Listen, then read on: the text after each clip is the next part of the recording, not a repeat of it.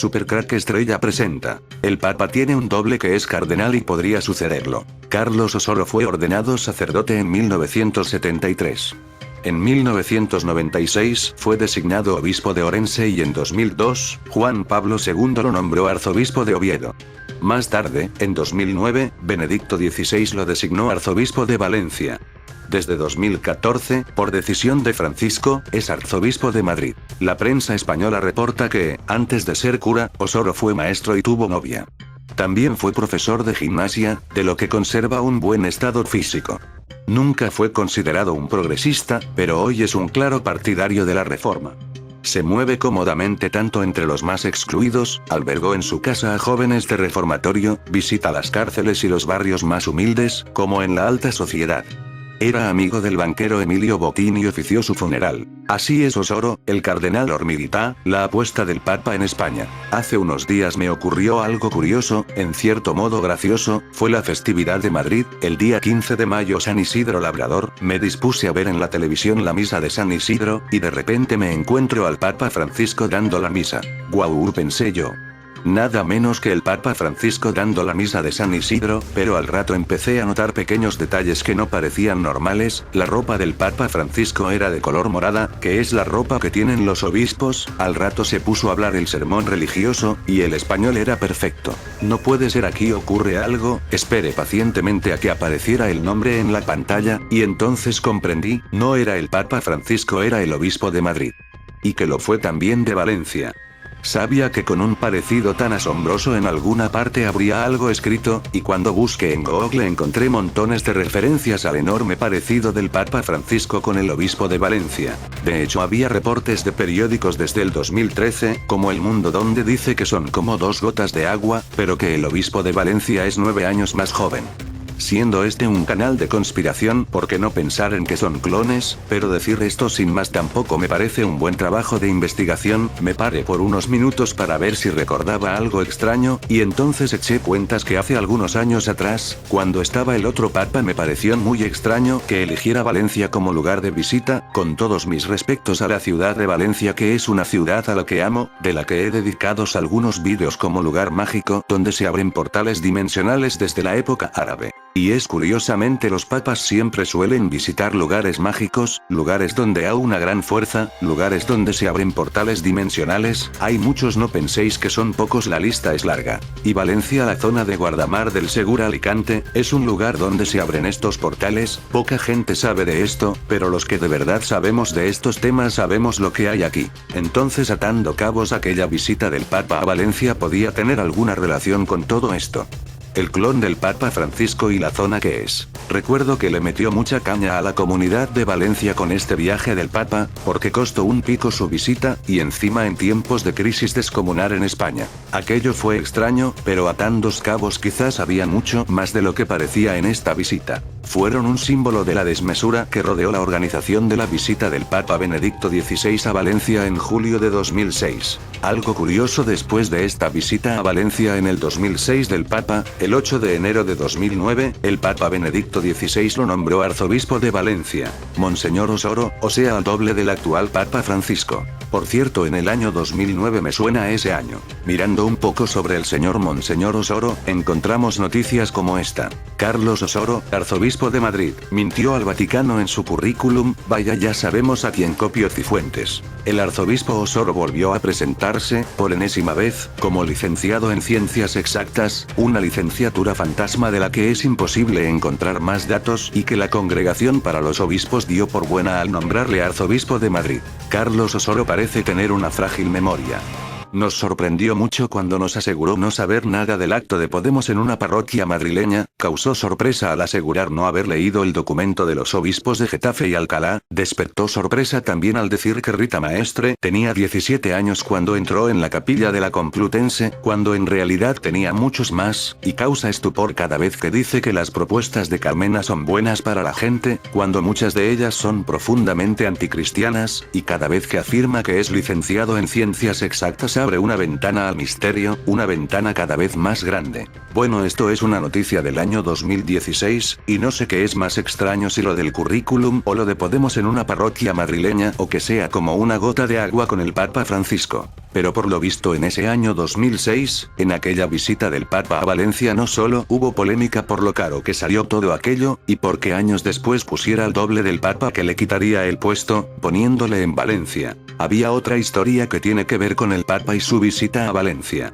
Y es que aquí se entrejuntas las historias de misterios. El Santo Cáliz de Valencia. La historia del Santo Cáliz. Tanto por los datos arqueológicos como por el testimonio de la tradición y los documentos que se poseen, es completamente verosímil que este hermoso vaso estuviera en las manos del Señor cuando la víspera de su pasión, tomó pan en sus santas y venerables manos, y, elevando los ojos al cielo, hacia ti, Dios, Padre suyo todopoderoso, dando gracias te bendijo, lo partió, y lo dio a sus discípulos diciendo: tomad y comed todos de él, porque esto es mi cuerpo, que será entregado por vosotros. Del mismo modo, acabada la cena, tomó este cáliz glorioso en sus santas y venerables manos, dando gracias te bendijo, y lo dio a sus discípulos diciendo: tomad y bebed todos de él, porque este es el cáliz de mi sangre, sangre de la alianza nueva y eterna, que será derramada por vosotros y por todos los hombres para el perdón de los pecados. Haced esto en conmemoración mía. La primera impresión. El Santo Cáliz de Valencia suscita a la vez las sensaciones de admiración y escepticismo. El visitante se siente primero cautivado por la belleza del grial, su forma perfecta y extraña, los detalles de oro y las perlas y piedras preciosas. Viene también el observador con la mente llena de leyendas, películas e incluso prevenido por las novelas y la literatura pseudocientífica de temas griálicos. Pero también con escepticismo. ¿Cómo puede ser ese cáliz de apariencia medieval la copa de la última cena? ¿Por qué en Valencia? ¿No será acaso uno de tantos presuntos griales? ¿Por qué no es tan famoso como la sábana santa de Turín o la túnica de Tréveris? Y así tantas preguntas como escuchamos cada día en la catedral. No debe engañarnos la apariencia. En realidad, la reliquia es la parte superior, que es una taza de ágata finamente pulida, que muestra vetas de colores cálidos cuando refracta la luz. Es una preciosa copa alejandrina que los arqueólogos consideran de origen oriental y de los años 100 al 50 a.C. Esta es la conclusión del estudio efectuado por el profesor D. Antonio Beltrán y publicado en 1960, El Santo Cáliz de la Catedral de Valencia, nunca refutado, y que está en la base del creciente respeto y conocimiento del Santo Cáliz. Mucho más posteriores son las asas y el pie de oro finamente grabado, que encierra una copa o naveta de alabastro, de arte islámico, diferente a la copa. Todo ello, lo mismo que las joyas que adornan la base, son de época medieval. Las dimensiones son modestas. 17 centímetros. De altura, 9 centímetros. De anchura de la copa y 14,5 x 9,7 centímetros. Que tiene la base elíptica. Venecia y otros lugares conservan cálices de piedras semipreciosas de origen bizantino, y en España hay ejemplares similares de los siglos XI y XII, pero se trata de vasos litúrgicos, engarzados en oro y plata y cubiertos de metal en su interior. Sin embargo, al componer el Cáliz de Valencia, los orfebres destacaron la copa, desnuda de adornos, con grandes asas para llevarla sin tocar el preciado y delicado vaso de piedra traslúcida. La tradición de los primeros siglos. La tradición nos dice que es la misma copa que utilizó el Señor en la última cena para la institución de la Eucaristía, que luego fue llevado a Roma por San Pedro y que conservaron los papas sucesores a este hasta San Sixto II, en que por mediación de su diácono San Lorenzo, oriundo de España, fue enviado a su tierra natal de Huesca en el siglo III, para librarlo de la persecución del emperador Valeriano. Recomienda esta permanencia del Santo Cáliz en Roma la frase del canon romano mencionada antes. Tomo este cáliz glorioso, ut praeclarum calicem. Expresión admirativa que no encontramos en otras anáforas antiguas, y no podemos olvidar que la plegaria eucarística romana es la versión latina de otra en lengua griega, pues esta fue la propia de la Iglesia de Roma hasta el Papa San Dámaso en el siglo V. La historia del Santo Cáliz en España. Durante la invasión musulmana, a partir del año 713, fue ocultado en la región del Pirineo, pasando por Yebra, Siresa, Santa María de Sasabe, hoy San Adrián, Bailío y, finalmente, en el monasterio monasterio de San Juan de la Peña, Huesca, donde puede referirse a él un documento del año 1071 que menciona un precioso cáliz de piedra. La reliquia fue entregada en el año 1399 al rey de Aragón, Martín el Humano, que lo tuvo en el Palacio Real de la Aljafería de Zaragoza y luego, hasta su muerte, en el Real de Barcelona en 1410, mencionándose el santo cáliz en el inventario de sus bienes, manuscrito 136 de Martín el Humano. Archivo de la Corona de Aragón. Barcelona, donde se describe la historia del sagrado vaso. Hacia 1424, el segundo sucesor de Don Martín, el rey Alfonso V el Magnánimo, llevó el relicario real al Palacio de Valencia, y con motivo de la estancia de este rey en Nápoles, fue entregado con las demás regias reliquias a la Catedral de Valencia en el año 1437. El Santo Cáliz en Valencia fue conservado y venerado durante siglos entre las reliquias de la catedral, y hasta el siglo XVIII se utilizó para contener la forma consagrada en el monumento del Jueves Santo. Durante la Guerra de la Independencia, entre 1809 y 1813, fue llevado por Alicante e Ibiza hasta Palma de Mallorca, huyendo de la rapacidad de los invasores napoleónicos. En el año 1916, fue finalmente instalado en la antigua sala capitular, habilitada como Capilla del Santo Cáliz. Precisamente esta exposición pública permanente de la sagrada reliquia hizo posible que se divulgara su conocimiento, muy reducido mientras permaneció reservado en el relicario de la catedral. Durante la Guerra Civil, 1936-1939, permaneció oculto en el pueblo de Carlet. El beato Juan XXIII concedió indulgencia plenaria en el día de su fiesta anual. El Papa Juan Pablo II celebró la Eucaristía con el Santo Cáliz durante su visita a Valencia el 8 de noviembre de 1982, y lo mismo sucedió con su Santidad Benedicto XVI, que celebró la Eucaristía con motivo del 5 Encuentro Mundial de las Familias, el 8 de julio de 2006. ¿Es auténtico? Ya hemos dicho que la crítica negativa nos dice que ya en tiempos de Jesús era una valiosa antigüedad, y hay una costumbre israelita que nos da un dato positivo importante. En efecto, todavía en la actualidad cada familia judía conserva con cariño la copa de bendición para las cenas pascual y sabáticas.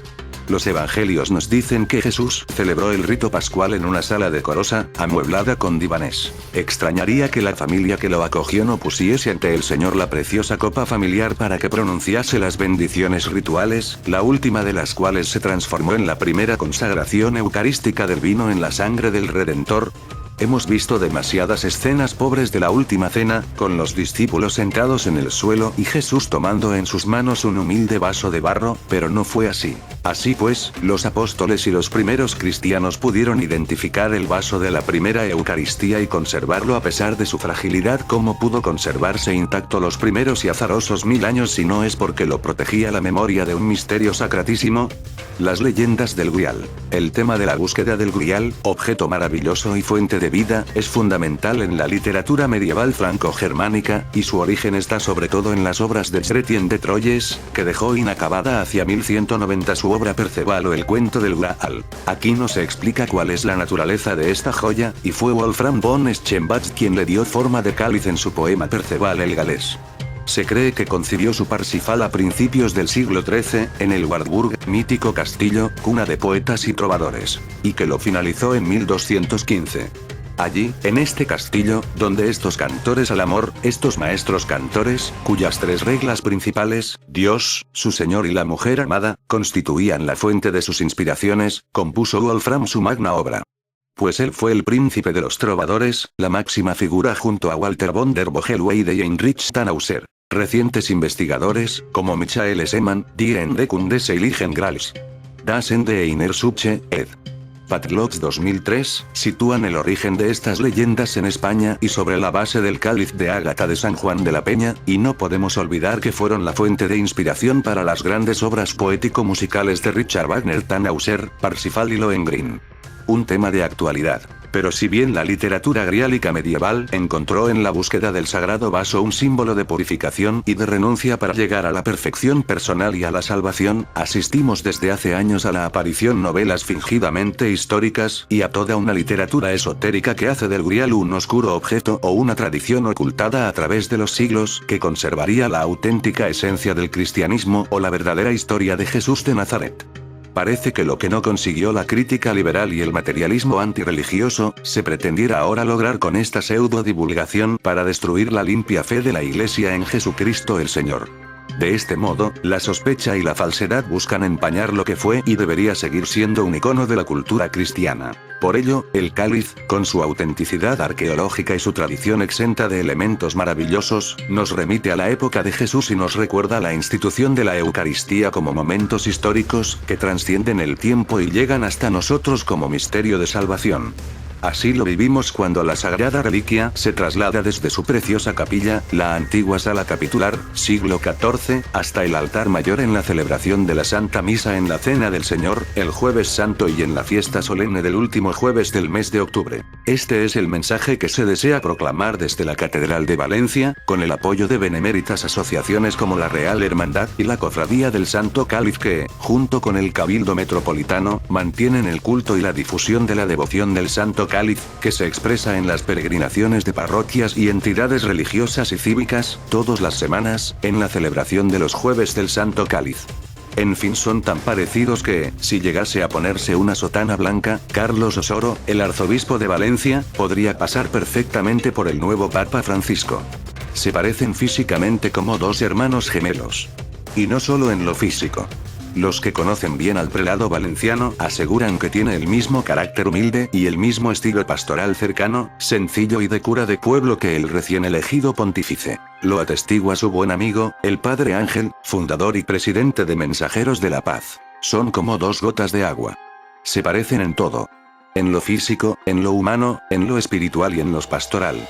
Tanto es así que hasta los niños lo paran por las calles de Valencia para decírselo. Señor obispo, ¿cómo se parece al nuevo papa? Las únicas diferencias, en cuanto al aspecto físico, estriban en que Monseñor Osoro tiene 9 años menos, cumplirá 68 el próximo mes de mayo, y lleva unas gafas más modernas que las del papa. En fin amigos de Supercrack Estrella, si el video te gustó pulgar arriba.